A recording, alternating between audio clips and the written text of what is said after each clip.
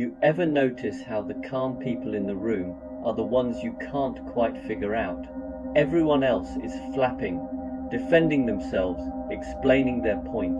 Meanwhile, the calm one is just sitting there, sipping their tea, like they're watching a mildly interesting documentary.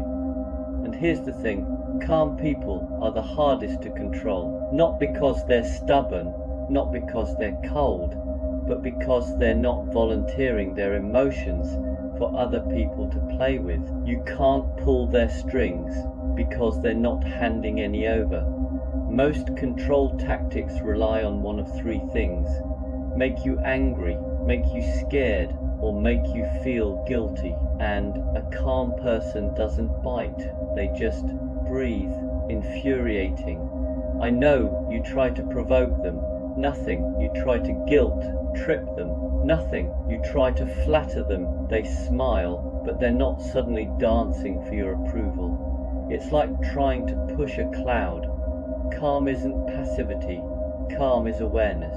It's someone saying, I see what's happening, and I'm choosing my response, not yours.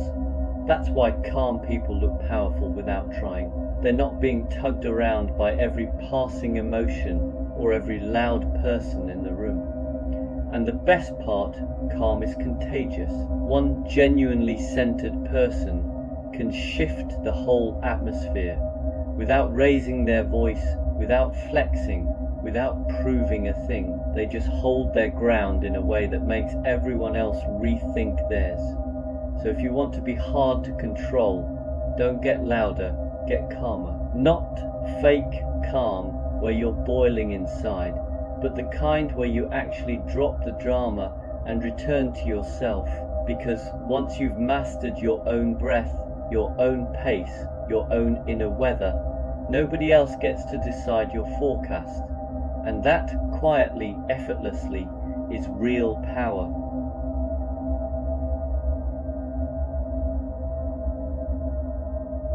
You know, people love to accuse you of not caring the moment you stop reacting to everything. It's funny, the minute you get a bit of emotional distance, suddenly you're cold or detached or uncaring. No, I just stopped being a full-time participant in everybody else's drama. There's a difference. Emotional distance isn't apathy.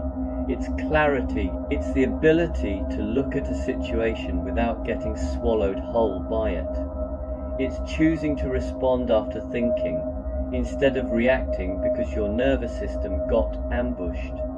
And honestly, when you stop taking every comment, mood, and micro-expression personally, you start seeing what's actually going on. People's behavior stops being a mystery and starts being, well, kind of obvious.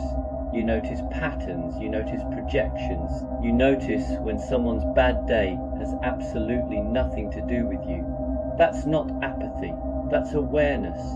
Apathy is, I don't care. Emotional distance is, I care, but I'm not going to drown with you. It's you saying, let me step back so I can see the whole picture instead of just the bit that hurts. And here's the twist. Emotional distance actually helps you show up better.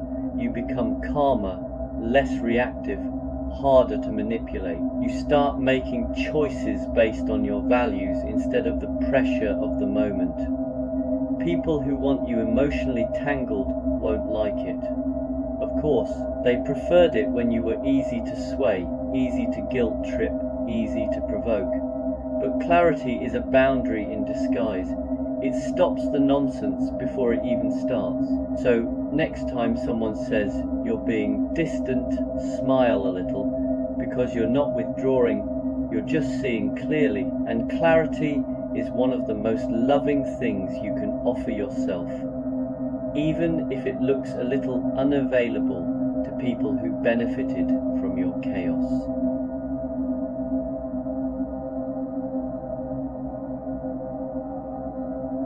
You ever notice how guilt is the quickest way to get someone to do anything?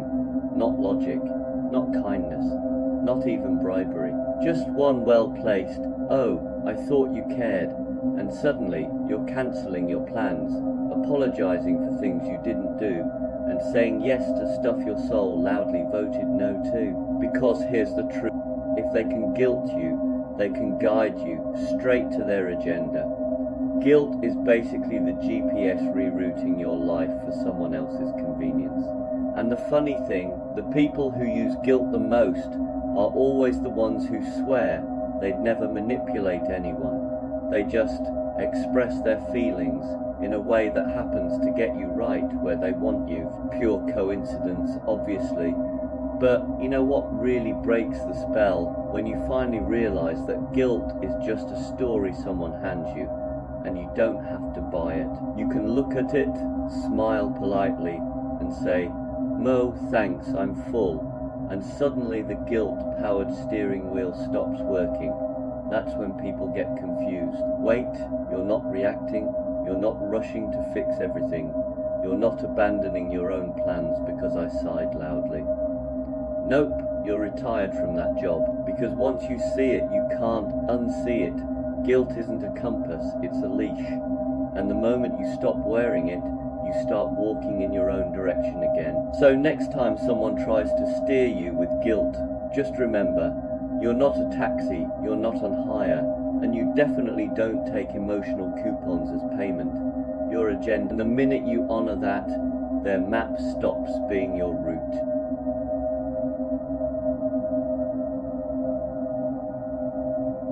You ever notice how some people just love to test your pride? They'll throw a little jab, a teasing comment, a bit of constructive criticism, and then wait to see if you bite. It's like emotional fishing, and the bait, your ego, pride's funny. It whispers, don't let them talk to you like that. And before you know it, you're explaining yourself, defending yourself, trying to prove something that didn't even need proving 5 minutes ago. That's the trap, because the moment you react, you're not in charge anymore. They're steering your emotions while pretending it's all innocent. But when you stay calm, when you can smile, breathe, and just let it slide, everything flips. You stop being the puppet and become the observer, the one who doesn't need to win the argument because they already won the moment. It's not about being passive or letting people walk all over you. It's about choosing where your energy goes. And pride's expensive. It burns a lot of fuel for very little distance. Real strength is quiet. It's the person who doesn't rise to every poke, who can laugh it off because they've got nothing to prove. That's power, the soft kind, the kind that leaves everyone else wondering what you know that they don't. So next time someone tries to pull you into a pride contest, just smile, because when you stay calm, you're already the one in charge.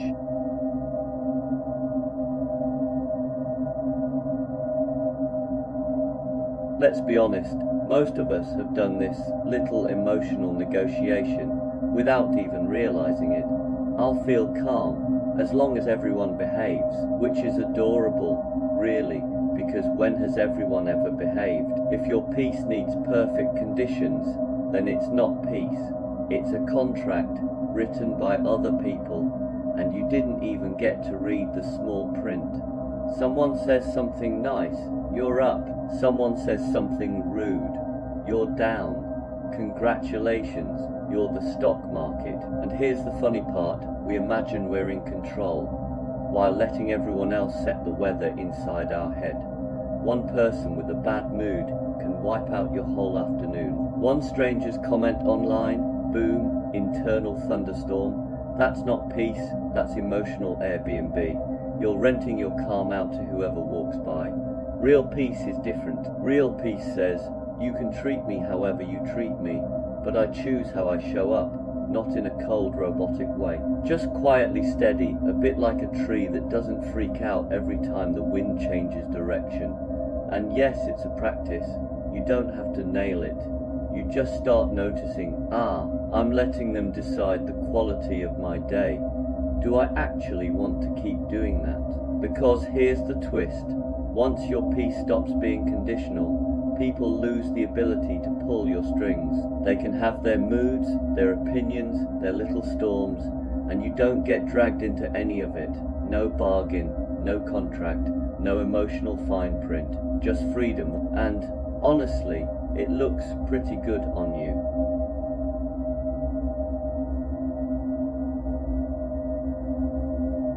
You know, we humans love a good poke, not physically, although honestly some people probably need a timeout for that too, but emotionally, a comment here, a tone there, a little passive aggressive eyebrow raise, and suddenly you feel that spark. Oh no, they didn't. And that's the moment right there, where your whole day can go one of two ways, because not everything that pokes you deserves a response. Most of the time, the poke isn't even about you, it's about their mood, their stress, their need to feel big for a second. But your mind, bless it, acts like you've just been personally attacked by a medieval army. We overreact because it makes us feel powerful. I'll show them, but you're not showing them anything. You're just rearranging your own piece to match their chaos. Here's the cheeky truth. A lot of pokes lose their power the moment you stop dancing. Try silence, try a smile, try mentally filing the whole situation under "not my circus." You'll be amazed how many problems disappear when you stop volunteering to wrestle them. Because when someone pokes you, they're really saying, "Let me see if I can get you to perform." And when you don't take the bait, oh, the disappointment on their imaginary face is delicious. You don't owe every poke a speech, a reaction, or even a raised eyebrow. Sometimes the most powerful move is to stay centered, sip your tea, and let the poke pass through you, like a breeze that clearly needs to calm down. So next time someone tries to get a rise out of you, just remember, if it doesn't deserve your piece, it definitely doesn't deserve your response. Be unbothered, be inconveniently calm. It's amazing how fast pokes shrink when they don't hit anything.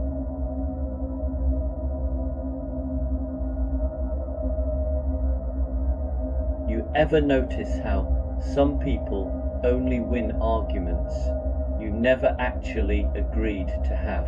That's because the moment you start defending yourself, you've already stepped onto their stage, and they're the ones holding the script.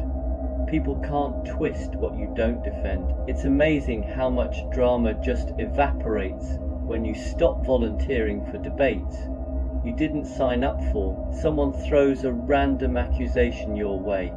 You're being difficult, you're overreacting, you're too quiet, whatever. And the instant you start explaining, clarifying, justifying, boom, they've got material to work with. Now they get to twist your words, poke your insecurities, or change the goalpost mid-sentence. It's like giving them a box of Lego and hoping they won't build a castle.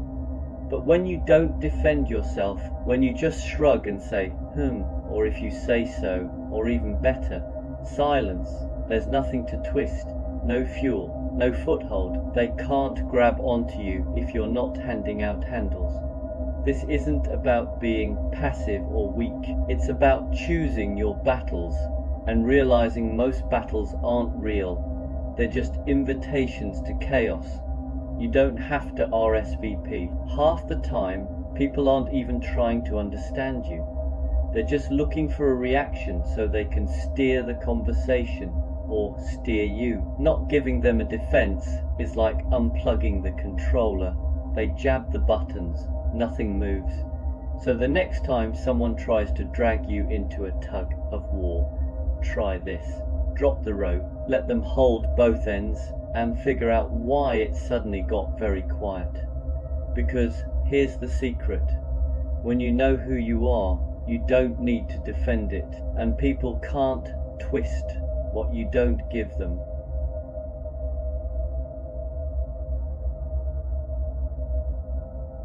You know, we've been sold this weird idea that power is all about being the loudest voice in the room, the one who wins every argument, the one who puts people in their place. But honestly, real power is way less dramatic and way more inconvenient for anyone trying to wind you up. Because power isn't domination. It's the ability not to take the bait. Think about how often people try to hook you. The passive-aggressive comment, the little jab disguised as just joking, the emotional guilt trip that starts with, if you really cared, they're fishing, they want a reaction. Why? Because your reaction gives them control of the moment. And when you don't react, when you stay calm, steady, borderline unbothered, you can literally watch the confusion on their face. It's like they cast the line and the fish just waved at it and swam away. This isn't about pretending things don't affect you. It's about choosing your response instead of donating it. Because the moment you have to defend yourself, justify yourself, or prove something, you're already in their game. But when you pause, breathe, and stay centered, you're operating from strength, not ego. You're choosing direction instead of being dragged by emotion. And that quiet refusal to bite, that's real power. It's the kind of power that doesn't need to shout, doesn't need to win the point, doesn't need to show them. It's the power of someone who knows who they are and doesn't need every situation to confirm it.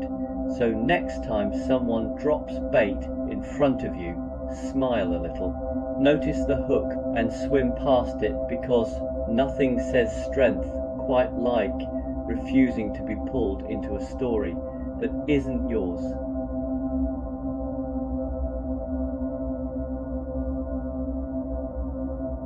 You know, we spend a ridiculous amount of energy trying to be right. It's like a full-time job correcting people, defending our point, mentally rehearsing comebacks we'll never actually say out loud. And for what? A gold star no one is handing out. Here's the thing, the less you need to be right, the freer you become. Seriously, the moment you stop treating every disagreement like a court case, life gets suspiciously peaceful. It's like your nervous system suddenly clocks off early and takes a long lunch. Most of the time, needing to be right isn't about truth, it's about ego. We don't want accuracy, we want victory. We want to be the one who knew all along, even if the topic is so trivial it barely deserved a sentence. But when you drop that need, when you can say maybe, possibly, or the truly advanced phrase, you could be right, oh, the freedom. You stop carrying around the weight of every argument. You stop feeling personally responsible for correcting humanity. And the best part, people become a lot less annoying when they're not threats to your pride. This isn't weakness, it's emotional aikido. You stop resisting, so nothing sticks. You stop pushing, so nothing pushes back.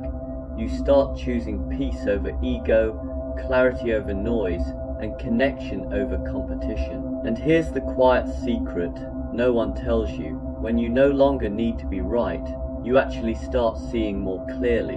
Your mind opens, your shoulders drop, your sense of humor returns. Suddenly, arguments that used to drain you now look kind of silly. So next time you feel that urge to jump in, correct someone, or polish your clever comeback pause, ask yourself, do I want to be right or do I want to be free? Because one of them is heavy and the other feels like breathing again.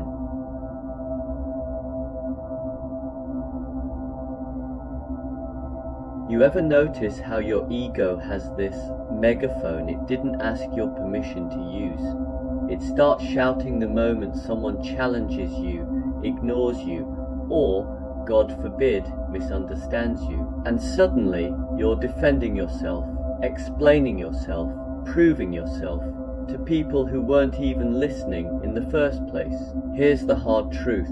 The louder your ego shouts, the easier it is to lead it around. All someone has to do is poke your pride and off you go, chasing validation like it's oxygen. Your ego says, they can't think that about you, and you're sprinting into an argument you didn't even plan to have. It's wild, isn't it? The ego pretends it's protecting you, but really it's advertising your buttons. And people who want control don't need much. A little insult, a little praise. Honestly, either one works, and your ego drags you in the direction they want. But here's the funny thing, once you actually catch your ego in the act, it's hard to take it seriously. You can almost see it stomping around like a toddler in a superhero cape shouting, "I'm not upset, you're upset." And honestly, that's the moment you reclaim your power. Because when the ego gets quiet, you stop being predictable, you stop being baitable, you stop being the person who reacts to every little jab like it's a court summons. And suddenly, without trying, you become calm, steady, and really hard to manipulate. People can't lead you around if you're not following your ego's marching orders. So next time your ego starts yelling, just smile. It means you've spotted the leash and you're finally the one holding it.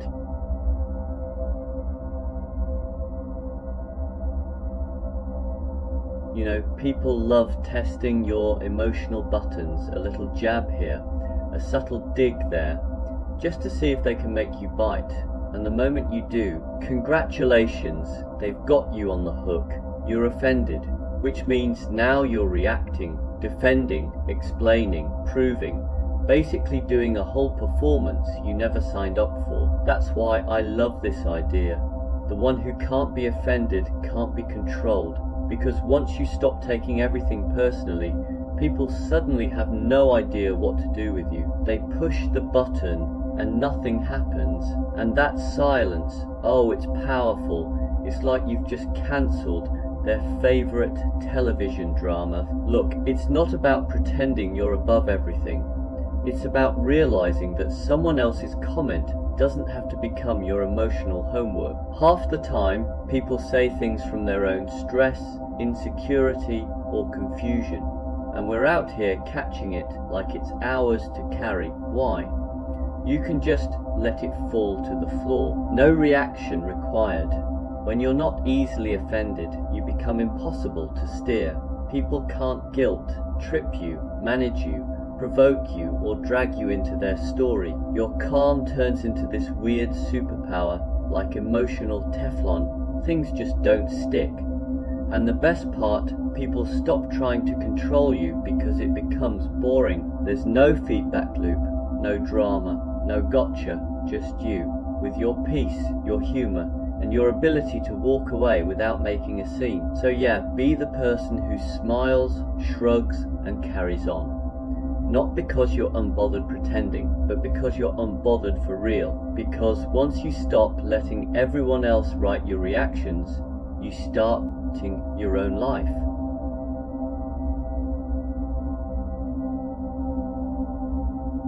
Let's be honest, we all love a compliment, a little well done, a little you're amazing, it feels good, like emotional chocolate. But here's the catch. The moment you depend on that praise, you're basically handing people the instruction manual for how to control you. Some folks don't need force or logic or even a good argument. They just need to say, "Oh wow, you're incredible. No one does it like you." And suddenly you're doing things you didn't plan to do. It's flattery-based mind control. Very effective, very cheap. When you need praise to feel okay, you start chasing it. And when you're chasing, you're not choosing, you're being steered. Gently, invisibly, like a cat following a laser pointer. And look, it doesn't mean you should reject every compliment like some emotionally allergic monk. Enjoy it, smile at it. Just don't let it become the fuel that keeps you going. Because here's the real move. When you can appreciate praise without relying on it, you become surprisingly hard to mislead. You stop bending yourself into shapes just to hear "good job." You stop performing. You stop saying yes to nonsense tasks wrapped in shiny flattery. You start doing things because they matter to you, not because someone clapped. That's the difference between being guided and being manipulated. One comes from choice, the other comes from hunger. So the next time someone lays the praise on a little too thick smile, thank them, and then quietly check whether they're complimenting you or corralling you, because if you don't need validation, you can't be led by it. And that's when you become your own guide, not someone else's project.